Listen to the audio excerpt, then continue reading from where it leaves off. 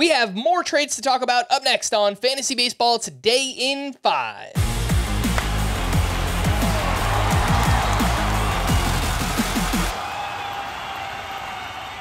Welcome into FBT in 5 on Tuesday, July 30th. Today is deadline day. I am Frank Stampfl, joined by Scott White, and we had a bunch of trades go down on Monday. Let's start with this 3-team deal. The Cardinals acquired Eric Fedde and Tommy Pham.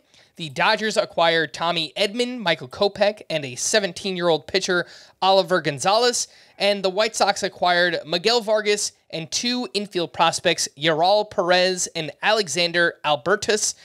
Lots of moving parts here, Scott, but feel free to hit on anything and everything that went down in this trade. Well, the first thing that stands out to me, and probably the most important for fantasy, is Miguel Vargas is free, finally.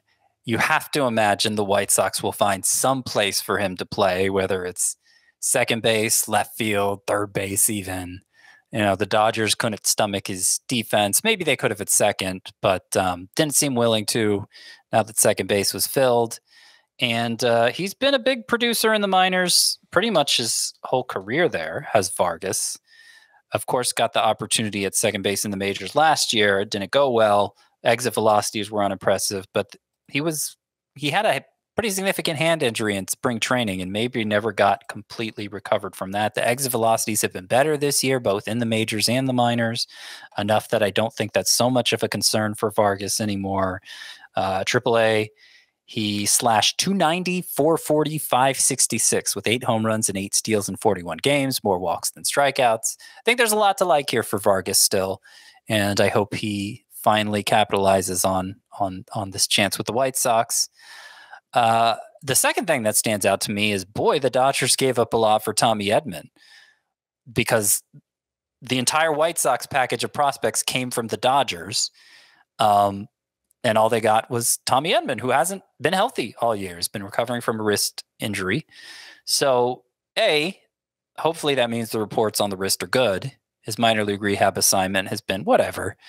But he is gearing up to return. I think they've valued his versatility. They've had trouble filling holes across their diamond, and especially his ability to play shortstop, because they've had a need there really dating back to last year. We know who Edman is if he's healthy.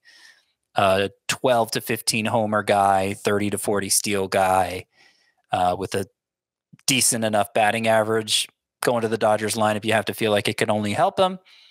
This trade, I think, makes me all the more encouraged to stash him.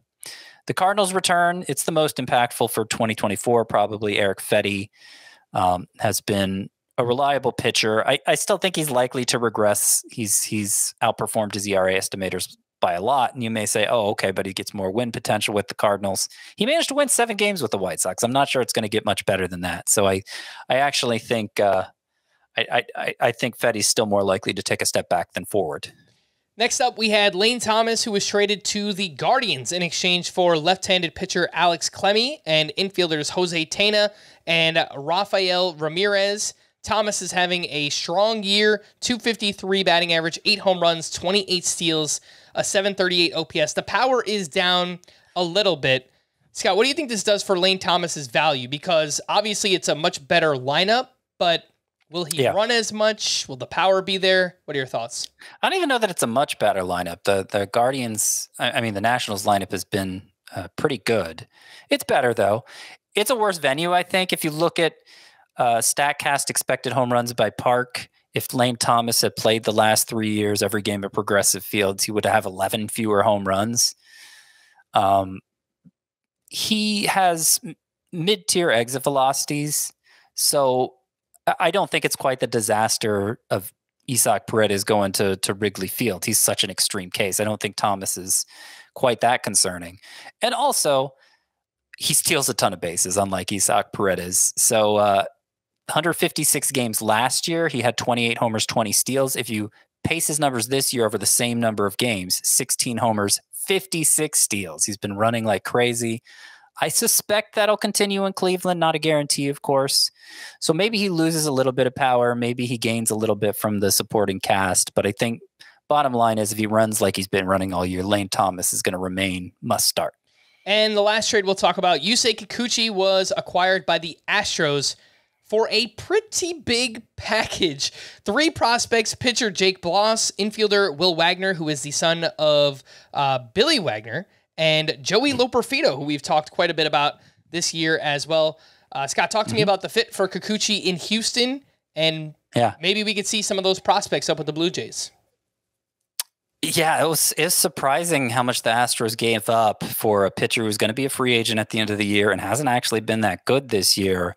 Now, you could say, well, Kikuchi has the 15th best strikeout to walk ratio among qualifying pitchers.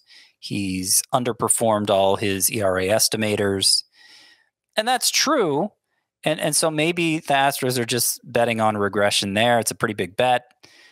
It doesn't help that he's going to, Kikuchi's a homer-prone left-hander going to Minute Maid Park with the Crawford boxes in left field. It seems like he could become even more susceptible to home runs.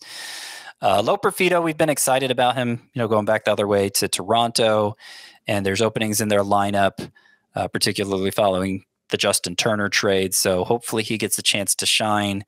Strikeout issues, but took a big step forward with exit velocities at AAA, and I think there's legit power there for Joey Loperfido. Jake Bloss is the higher ranked prospect on real world lists, so there's a lot to like there too. He's not a big strikeout guy, but good quality of contact guy, and could be a stabilizing force in the Blue Jays rotation for years to come. And if you want to find out more about the other trades that went down and the trades that are yet to go down here on Deadline Day, make sure to listen into our full-length podcast, Fantasy Baseball Today, on Spotify, Apple Podcasts, the Odyssey app, or anywhere else podcasts are found. Thanks for listening to Fantasy Baseball Today in 5, and we will be back again tomorrow. Bye-bye.